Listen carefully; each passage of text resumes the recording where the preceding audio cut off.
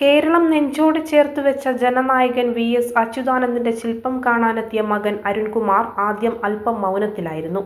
കേരളം കണ്ണീർ പൊഴിച്ച് യാത്രയാക്കിയ പിതാവിന്റെ ഓർമ്മകൾ ആ മുഖത്ത് വായിച്ചെടുക്കാം. അധികം താമസിയാതെ ശില്പി ഉണ്ണി കാനായിയെ അരികിൽ വിളിച്ച് അഭിനന്ദനങ്ങൾ അറിയിച്ചു. ഒപ്പം മൺപ്രതിമ ഫൈബറിലേക്ക് മാറ്റുന്നതിന് മുൻപുള്ള ചെറിയ കൂട്ടിച്ചേർക്കലുകൾ നിർദ്ദേശിച്ചു. അതേ ശില്പം അധികം മാറ്റമില്ലാതെ പൂർത്തീകരിക്കാൻ സ്നേഹപൂർവ്വം ആവശ്യപ്പെട്ടാണ് അച്ഛനെ നിഴൽ പോലെ പിന്തുടർന്ന മകൻ മടങ്ങിയത്. CPM-ന്റെ സ്ഥാപക നേതാവും മുൻ കേരള മുഖ്യമന്ത്രിയും ജനകീയ കമ്മ്യൂണിസ്റ്റുമായ അച്യുതാനന്ദന്റെ ശില്പം ഒരുങ്ങുന്നത് പയ്യന്നൂർ കാനായിയിൽ ശില്പി ഉണ്ണി കാനായിയുടെ പണിപ്പുരയിലാണ്. ആലപ്പുഴയിൽ VS-ന്റെ വീട്ടിലേക്കാണ് 3.5 അടി ഉയരമുള്ള അർദ്ധകായ ശില്പം നിർമ്മിക്കുന്നത്. വിപ്ലവ സൂര്യൻ VS അച്യുതാനന്ദന്റെ അർദ്ധകായ ശില്പമാണ് എൻ്റെ പണിപ്പുരയിൽ ഒരുങ്ങുന്നത്.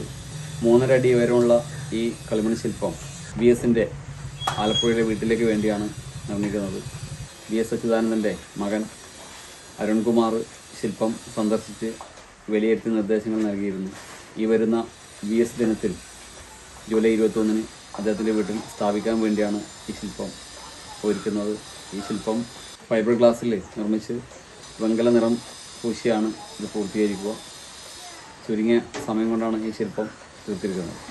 ഫൈബർ ഗ്ലാസിൽ പൂർത്തീകരിച്ച് വെങ്കല നിറം പൂശിയാണ് ഉണ്ണിക്കാനായി ശില്പം നിർമ്മിക്കുന്നത്. ചിരിക്കുന്ന മുഖത്തോടു കൂടി ആളുകളെ നോക്കുന്ന രീതിയിലാണ് ശില്പം രൂപകൽപ്പന ചെയ്തത്. മകൻ അരുൺകുമാറിന്റെ നിർദ്ദേശപ്രകാരമാണ് ഉണ്ണിക്കാനായി പ്രതിമയൊരുക്കുന്നത്. ആദ്യം കളിമണ്ണിൽ നിർമ്മിച്ച ശില്പം വിലയിരുത്താനാണ് മകൻ അരുൺകുമാർ കാനായിയിലെ ശില്പിയുടെ പണിപ്പുരയിലെത്തിയത്.